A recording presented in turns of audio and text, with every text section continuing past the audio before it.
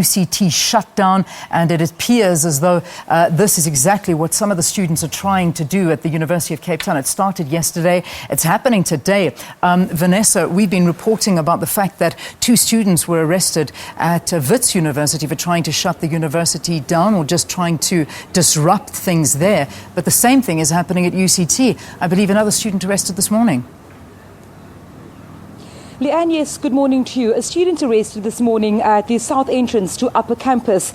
This happened after a number of students were staging a sit-in to that entrance, which effectively blocked or barred motorists or any traffic from entering a campus. There was a large police contingent, Leanne, as well as a large group of private security officials who have then a short while ago arrested one student that was part of that group that was sitting on the ground or on the roadway here at UCT's Upper Campus. Also yesterday, 6 students were arrested, Leanne, on charges of intimidation, and this followed them entering a lecture hall, according to UCT yesterday, saying that they were arrested for intimidating students inside that lecture hall. Now, Leanne, behind me is the Jamison Plaza, the Jamison Steps. A short while ago, a group of students were heard moving along, singing protest songs. The students have been telling us that they will continue their protest action here at UCT, calling for not only the shutdown of the university, but also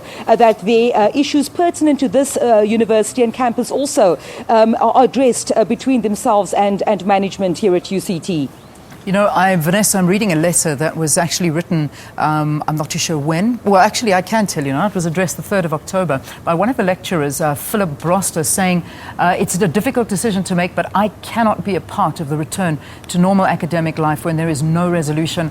I cannot be complicit in the use of private security or public order policing on campus against students whose demands on the whole I'm in agreement with. And the letter does go on. So this is from a lecturer's point of view. So, I mean, to sort of give us an understanding as to what's happening within the walls of that university. We talk about normal lectures resuming, but if lecturers are also writing letters and saying they don't want to be a part of this and they're agreeing with the students, is this a common theme, or perhaps is this just one lecturer who's standing for what he believes in? Leanne, I do believe that there was an open letter written by one lecturer, but that was also supported by a number of lecturers as well as academic staff here at UCT, saying that they cannot teach under the circumstances where police are standing at the door. So I have seen that letter. I've also heard from a number of academic staff saying that this is their view.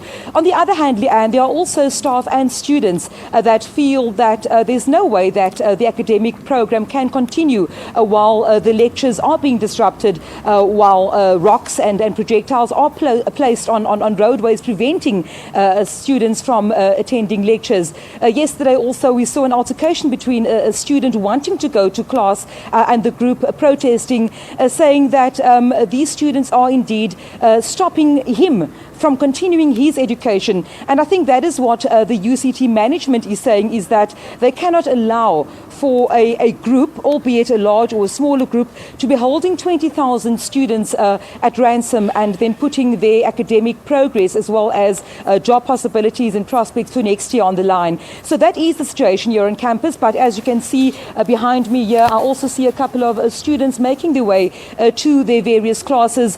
I've also a short while ago seen that the Jamie shuttle, which was suspended, that service was suspended earlier, has now been reinstated. Quite a few Jamie shuttle buses bringing students to classes, and so for now it does appear that classes have resumed and are scheduled to go ahead for the rest of the day. All right, Vanessa Puna, we will definitely keep you there on the scene just to make sure that if anything does happen, you're there to capture it for us. Vanessa Puna, she's at the University of Cape Town, and we are really trying to give you an idea as to what's happening in the universities around South Africa. Students still fighting for fees must fall, and even though the resumption of classes has been announced, there's a big faction that is not wanting this smooth running of the classes to go ahead. So we'll continue to cross to our reporters if anything does unfold.